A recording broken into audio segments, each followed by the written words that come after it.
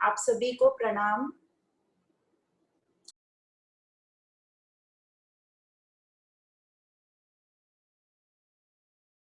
ततः श्रुतिस्तन्मननं सत्तत्व ध्यानं चिरं नित्यनिरन्तरं मुनेः ततो अविकल्पं परं येत्य विद्वान् ये निर्वाण सुखम संरक्षति।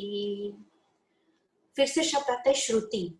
श्रुति मतलब सुनना। तो इन शास्त्रों में जो कहा गया है उन्हें गुरुओं के मुख से सुनो, उसका श्रवण के बाद उसका मनन करो, ये कहा गया है। फिर ध्यान चिरम नित्य निरंतर, उसका ध्यान चिरम मतलब लंबे काल तक उसका नित्य निरंतर ध्यान करो। निर्वाण शब्द है, निर्वाण मतलब उससे हमारी कामनाएं समाप्त होंगी। और आखिरी सेंटेंस है सुखम संरक्षति, मतलब इससे हमें इसी जन्म में इसी काल में मुक्ति मिल जाएगी। यह गुरु हमें गुरु शिष्य को बता रहा है। तो गुरु यहाँ जीवन में फ्री होने की बात कर रहे हैं, स्वतंत्र होने की बात कर रहे हैं। तो साधन चतुष्टय तक हम आ गए, शिष्य तैयार है, श्रवण हो गया। अब यहाँ श्रवण की जो बहुत ही महत्वपूर्ण क्वालिटी बताई, श्रवण आवश्यक है। श्रवण 100% प्रेजेंट में रह के करेंगे तो हमारी विवेक बुद्धि को डायरेक्ट वो बात टच होगी और हमें उसका भान होगा और हम उसको आगे अनुभव कर सकेंगे, हमारे में वैराग्य आएगा और हम आगे तक जाएंगे। तो श्रवण इंपॉर्टेंट है, इसलिए सत्संग का बहुत इंपॉर्टेंस बताया जाता है। सत्संग में क्या होता है, हम श्रवण करते हैं, हम सुनते हैं। इसी प्रकार जो आदि शंकराचार्य जी के भज गोविंदम में कहा जाता है, सत्संगत्वे निसंगत्वम, निसंगत्वे निर्मोहत्वम, निर्मोहत्वे निश्चल तत्वम, निश्चल तत्वे जीवन मुक्ति। मतलब सत्संग करेंगे तो हम गलत संगतों से, जो हमें गलत धारणाएं थी उनसे हम छूट जाएंगे, निर्मोह हो जाएंगे, अटैचमेंट नहीं रहेगा, हम डिटैच रहेंगे पर लविंग रहेंगे। कई लोगों को लगता है डिटैच होके वो बिल्कुल रूखे सूखे हो जाते हैं, ऐसा नहीं रहता। और फिर हमारा मन इधर उधर नहीं चलेगा और हम जीवन मुक्त होंगे। भज गोविंदम भज गोविंदम, गोविंदम भज मूढ़मते। तो इस प्रकार जो हमारा मन भटकता है उसको बता रहे, श्रवण करो, एकाग्र चित्ता लाओ, उसको फोकस में लाओ, श्रम दम और इन सब षट संपत्ति के दौरान। पर हमारा जो मन भटकता है, इतना भटकता है, और फिर हम रीजन देते हैं कि हम तो ग्रस्त हैं, हमारे तो 17 काम होते हैं, तो हो गई।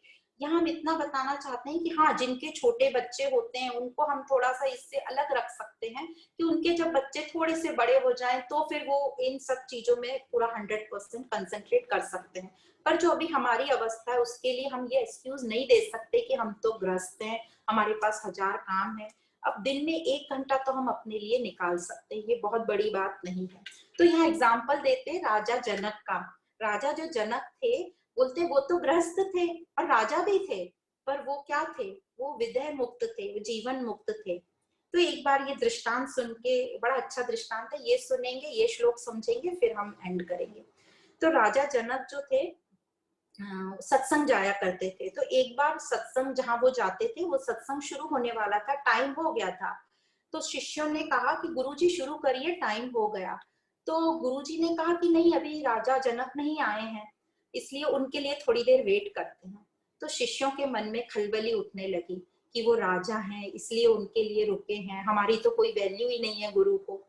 तो गुरु तो बहुत होशियार थे और उनको समझ गया कि शिष्यों के मन में ये चल रहा है, तो कोई बात नहीं। कुछ देर में राजा जनक आ गए और सत्संग शुरू हो गया। अब सत्संग शुरू हो गया, बीच में गुरु के पास कोई आया और उन्होंने कान में कुछ कहा। जैसे ही उन्होंने कान में कुछ कहा तो गुरु ने सत्संग रोका और कहा कि राज्य दरबार में आग लग गई है।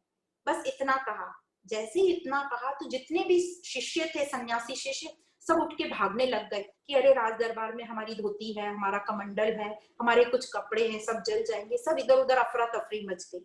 पर जो राजा जनक थे वो शांत बैठे रहे।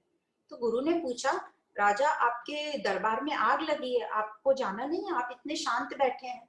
तो राजा जनक ने कहा कि गुरुदेव नहीं, मैं वहां जाकर क्या करूंगा, मेरा ये टाइम सत्संग का है, तो ये टाइम मैंने 100% यहीं के लिए रखा है और मेरे वहां कर्मचारी हैं, जिसको जो वहां पे ठीक लगेगा वो कर लेंगे। इसलिए मैं अभी यहाँ वहां नहीं जा रहा हूँ, मैं यहीं रहूंगा। तो बस इतना ये गुरु को बताना था कि जो राजा जनक थे कितने शांत, उनकी जो स्थिति थी कितनी ऊपर तक थी, स्थिति बिल्कुल तैयार स्थिति थी। तो वो ये सन्यासियों को यही बताना चाह रहे थे कि तुमसे ज्यादा ये राजा जनक की तैयारी है जीवन मुक्ति के लिए, वो ऑलरेडी जीवन मुक्त हैं। और तुम्हारा इतना पोजेशन है कि एक आग लगी बोला तो तुम लोग भागने लगे अपनी एक धोती के लिए, और ये राजा यहाँ से हिले ही नहीं। तो इस प्रकार 100% शांति से अपने जो भी श्रवण करना है और 100% आसक्ति रहित होकर, तो हमें 100 इयर्स नहीं जीना है, हमें 100% जीना है शांति से और आसक्ति रहित होके। फिर ये हो गया श्रवण, फिर आता है चिंतन मनन। तो इस तरह से गुरु ने उसको एग्जाम्पल से राजा जनक की स्थिति बताई, और गुरु ने शिष्यों को कहा कि मैं एक राजा के लिए नहीं रुका हुआ था, मैं तो एक साधक के लिए रुका हुआ था। जो साधक पूरी तरह तैयार है ज्ञान लेने के लिए, मैं उसके लिए रुका हुआ था। तो इस प्रकार गुरु को भी एक अच्छे साधक की लालसा होती है कि एक अच्छा साधक हो। तो इस तरह श्रवण हुआ। फिर इस श्रवण का मनन चिंतन करेंगे, मतलब विचार करेंगे कि मैं कौन हूँ, तो हमारे डाउट क्लियर होंगे। पर कौन से डाउट क्लियर होंगे कि मैं शरीर हूँ, या फिर हमें तो अभी तक यही पता था कि ये शरीर को ठीक रखना है, इसको हेल्दी रखना है, इसको फिट रखना है, और जो भी हमारे रिश्ते नाते हैं उनको सुख देना है, उनको हैप्पी रखना है, बाकी भगवान से प्रार्थना कर लेनी है, जो कुछ नहीं मिल रहा है या उसको धन्यवाद दे देना है। यही जीवन का उद्देश्य था हमारे लिए, हमें यही पता था कि जीवन का यही ध्येय है। पर शास्त्र और उपनिषद तो कह रहे हैं तुम देह नहीं हो, तुम तो आत्मा हो, ये जगत तो मिथ्या है और ये सब तो परिवर्तनशील है, इससे आसक्त ना होना, मैं ही ब्रह्म हूँ, तत्वमसि। तो यही जो वेदांत के वाक्य हैं, इन पर जब मनन चिंतन करेंगे तो हमारे सारे डाउट्स क्लियर होंगे, और फिर निर्वाण मतलब हमारी कामनाएं समाप्त होंगी, और सत तत्व का ध्यान लगेगा, अपने स्वरूप का हमें अनुभव होगा। पर ये ध्यान कैसे लगेगा, क्योंकि जो हमारा जो मन है ये तो इतना विचलित, इतने विचार इधर उधर के होते हैं, कंटिन्यूअसली कुछ ना कुछ विचार चलते रहते हैं, और हम उन विचारों को सुनते हैं, खुद ही करते हैं, खुद ही सुनते हैं, और एक अजीब सी खिचड़ी पकती है हमारे दिमाग में, जिसका कोई भी सेंस नहीं होता, नॉनसेंस रहती है बाद में सोचो तो। एक बार हमने गेम भी खेला था, नॉनसेंस गेम। उस गेम में ऐसा था कि जो क्वेश्चन पूछा जाए उससे रिलेटेड नहीं, कुछ भी नॉनसेंस बोलना होता था।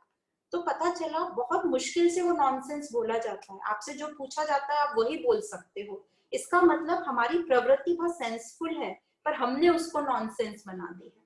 तो ये विचार की जो बात हो रही है, हमारे दिमाग में भी ऐसे विचार चलते रहते हैं, फ्यूचर के विचार, जो कभी होगा भी नहीं, जो कभी हुआ भी नहीं है, नेगेटिव थिंकिंग, दूसरे की बीमारी, अपनी बीमारी, मृत्यु के बारे में।